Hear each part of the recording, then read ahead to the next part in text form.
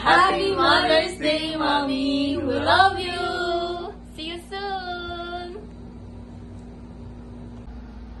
Hi, Mommy! Happy Mother's Day! And I know we may not be with you right now through these challenging times in our family, but please stay strong and know that we will always be here for you.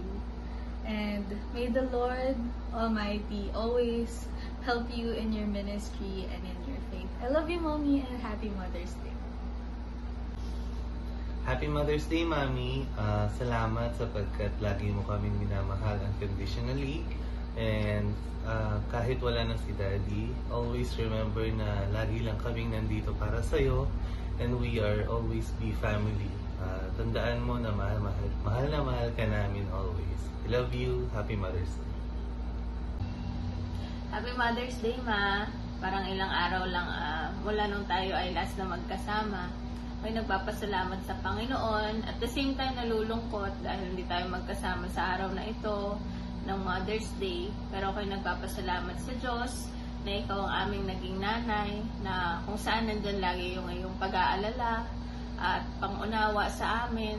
Hindi namin na-feel na kami ay mag-isa sa aming buhay, kundi lagi ka na rin para mag-advise sa amin, magpaalala ng lahat ng mga bagay. Dalangin ko sa Panginoon na lagi ka pa niyang bigyan ng lakas. Nandito lang kami para sa iyo.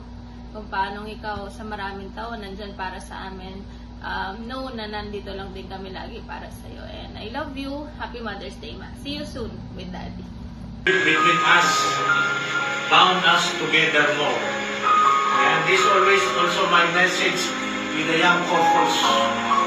While you are going with your relationship, going older, try your best to be much in love with your partner.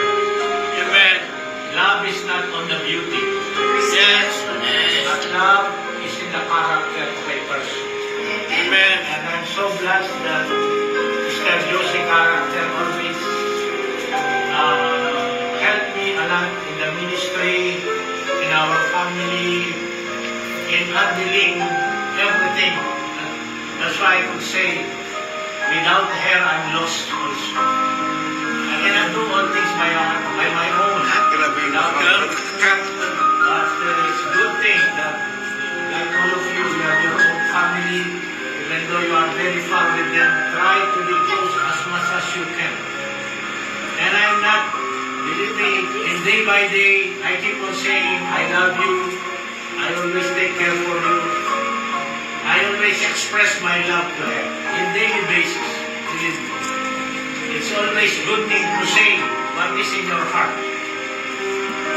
So I keep on saying that is always, that I'm always in love with her, even at this time.